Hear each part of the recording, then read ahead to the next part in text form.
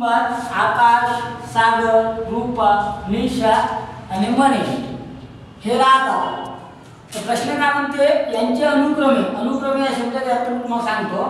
अनुक्रमे 24, 28, 52, 34 आणि 30 वय आहे. तर त्या कुटुंबाची सरासरी वय किती? प्रश्न सोपी आहे. आता प्रश्न कठीण असेल तुम्हाला. अनुक्रमे म्हणजे तुम्हाला समजलं का? सोपी गोष्ट. अनुक्रमे म्हणजे जी इथं लिहिले आहे नाव. कसं नाव लिहिले आहे? पहिलं आकाशच्या लिहिले आहे, नंतर सागरच्या लिहिले आहे, नंतर रूपाच्या लिहिले आहे, नंतर निशाच्या लिहिले आहे आणि नंतर मनीषच्या लिहिले आहे. बरोबर आहे.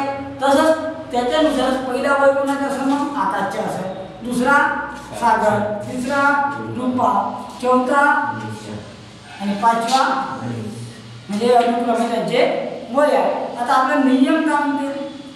सोपे नियम आहे. नियम काय आपला? नियम म्हणते की सरासरी काढा म्हणते. सरासरीचे सूत्र काय? सरासरी बरोबर पूर्ण संख्यांची बेरीज. काय? पूर्ण संख्यांची बेरीज. बरोबर आहे.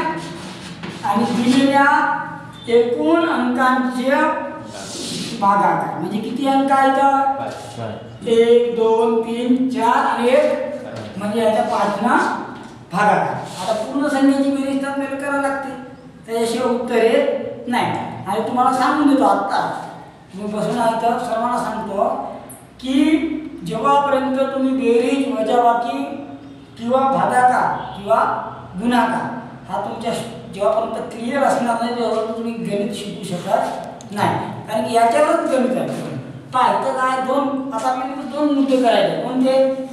एक मुद्दा आहे पहिलं बेरीज करायची आहे का नाही? नंतर काय करायचे आहे? भागाकार करायचा आहे का नाही? आता बघा बेरीज करून पाहू पहिलं. चला बेरीज करून. इथं पूर्ण संख्यांची बेरीज म्हणते ना, पूर्ण संख्यांची बेरीज घेऊन टाकून सांगा. संख्या सांगा, बोलत जाता. संख्या सांगा. 24, 28, अजून वरत 5 नाही होता. 52,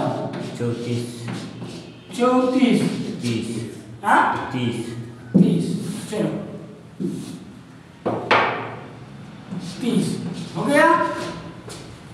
आता आपल्याला काय पाहिजे? या संख्यांचे उत्तर पाहिजे का नाही? हो किंवा नाही याच्यामध्ये सांगा. बरोबर आहे. आता बेरीज करायचं तुम्ही असं उभा बेरीज करत वेळ निघून जाते. आपल्याला पेपर किती मार्काचा असतो? 100.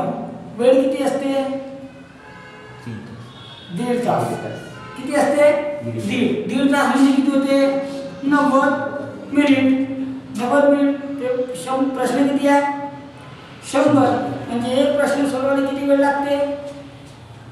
तुम्हाला एक प्रश्न सोडवायला वेळ मिळते फक्त 40 सेकंद. किती मिळते? 40 ते 45. कारण प्रश्न वाचायलाच तुमचे 5-10 सेकंद निघून जातात. तर याच्यावरच तुम्हाला आता महत्त्वाचं आहे की आपला दिमाग किती फास्ट चालते याच्यावर आपलं गणित राहते. आता पहा, चला गणित करू. 0 आहे. 0 तर आपल्याला काही व्हॅल्यू नाही. 4 आणि 2 6 आणि 8 14. 14 आणि 4 18. 18 8 ना 1. चला पहिला अंक घ्या. 3 आणि 3 6 आणि 5 11. 11 आणि 2 14. 11 आणि 2 13. आता नाही होत. 11 आणि 2 13. 13 आणि 2 15. 13 आणि 15 आणि 8 झाले. एक होता किती झाले? 16. म्हणजे किती आला इथं? 16 म्हणजे 168. आला आन्सर आपला. एवढं गणित केला तर आपलं उत्तर मिळालं. समजलं का? आता पहा 168 आला तर आपण भागाकार इकडे करून टाकून या साईडला. ठीक आहे. एवढं सूत्र समजलं आहे ना? सरासरी पुसू शकतो ना? चलो बघा, भागाकार करताना घाई नाही करायची. आता तुम्ही घाईमध्ये चुकवता बरं. आता दोघं तिघांचे प्रश्न चुकले ते घाईमध्ये चुकले असं नाही चुकत. आपण आपला नियम सरळ आहे. नियमानुसारच आहे. मॅथ कधी खोटं बोलत नाही.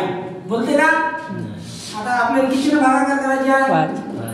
5 लिहून टाकायचं. उत्तर किती आलं आहे आपल्या तिकडे? 168. आता मला सांगा 5 3 15. 15 लिहिलं का नाही? चला 5 तिथं 3 लिहायचे. 5 3 15 म्हणजे 3 आले ना.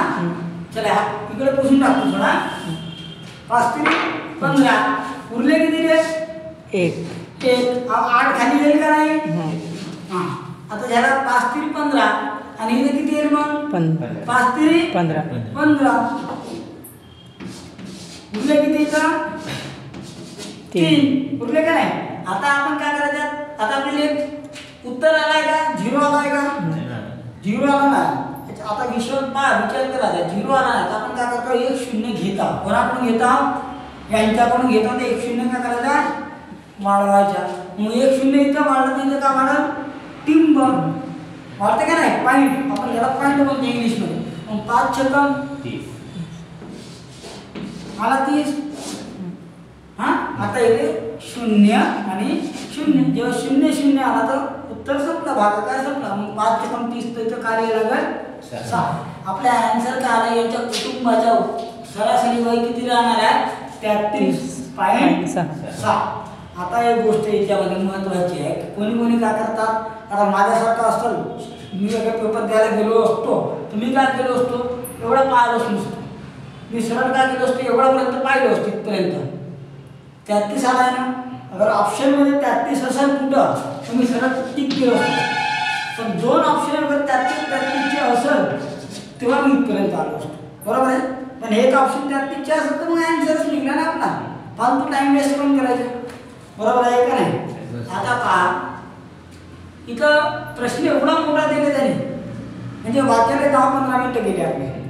त्याच्यासाठी प्रश्न तेवढा मोठा देतात. 10-15 मिनिटं गेल्यानंतर आपल्याकडे किती वेळ उरला? 25 सेकंद. किती? 25. पहिलं आपल्या वाचायला गेले 15 सेकंद. उरला किती आता? 25 सेकंद फक्त. म्हणजे एकूण प्रश्न सोडवायला किती लागले तुम्हाला? 40. आता एवढा फास्ट 25 सेकंदमध्ये फास्ट सोडवण्याच्या चक्करमध्ये काय करतो माहिती आहे का आपण? चुकीचे जसं तुम्ही आज केले का नाही? फास्ट तुम्ही एक काम करा. तुम्हाला मोबाईल आहे सर्वांकडे. घरी मी तुम्हाला एक प्रश्न देतो शिकवताना. घरी काय करतात? टायमिंग लावून द्यायची. 30 सेकंदची टायमिंग लावून द्यायची आणि अलार्म सेट करायचा. 30 सेकंदानंतर तो अलार्म वाजलाच पाहिजे. म्हणजे एक प्रश्न सोडव 30 सेकंदामध्ये. म्हणजे तुम्हाला एक कॉन्फिडन्स तुमच्या वाढते का नाही? आणि तुम्हाला सांगतो आज ना उद्या तुम्ही वर्दीमध्ये राहणार असाल, पण हे जे ट्रिक आहे हे ट्रिक बहुत महत्त्वाची आहे. त्याला व्यवस्थित वापरावी लागते. सहज असायची होत समजला? ठीक आहे. चलो हा प्रश्न झाला क्लिअर. आता नेक्स्ट घेऊ. नाही तर आता ठीक आहे.